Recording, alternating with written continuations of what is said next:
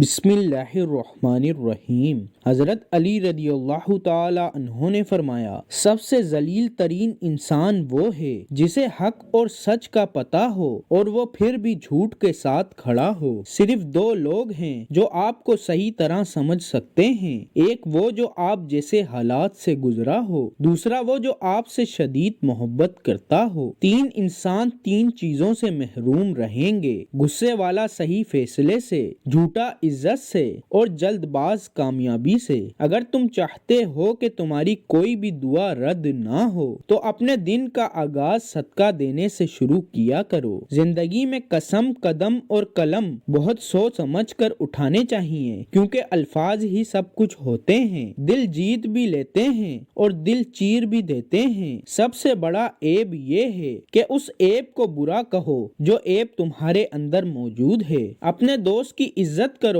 اس لیے نہیں کہ وہ تمہارے عیب جانتا ہے، بلکہ اس لیے کہ وہ تمہارے عیبوں سے واقف ہونے کے باوجود تم کو دوست مانتا ہے۔ اگر آپ دنیا فتح کرنا چاہتے ہیں تو اپنی آواز میں نرم لہجہ پیدا کریں، اس کا اثر تلوار سے بھی زیادہ ہے۔ بدکار کی دوستی سے بچنا، کیونکہ وہ تمہیں معمولی سی چیز کے بدلے میں بیچ دے گا۔ جس شخص کی امیدیں چھوٹی ہوتی ہیں اس کے اعمال بھی درست ہوتے ہیں۔ جس شخص کو قریب کے لوگ چھوڑ دیں تو اسے دور کے لوگ اپنا لیتے ہیں۔ لوگ کہتے ہیں دولت رکھو برے وقت میں کام آئے گی، میں کہتا ہوں اللہ پر یقین رکھو برا وقت ہی نہیں آئے گا۔ موت کو ہمیشہ یاد رکھو مگر موت کی آرزو کبھی مت کرو۔ جس انسان کو غصہ زیادہ آتا ہے وہ انسان پیار بھی اتنا ہی زیادہ کرتا ہے اور اتنا ہی صاف دل رکھتا ہے۔ حضرت علی سے پوچھا گیا، انسان برا کب بنتا ہے؟ فرمایا، جب وہ اپنے آپ کو دوسروں سے اچھا سمجھنے لگے۔ ہمیشہ سچ بولو تاکہ تمہیں کبھی قسم کھانے کی ضرورت نہ پڑے۔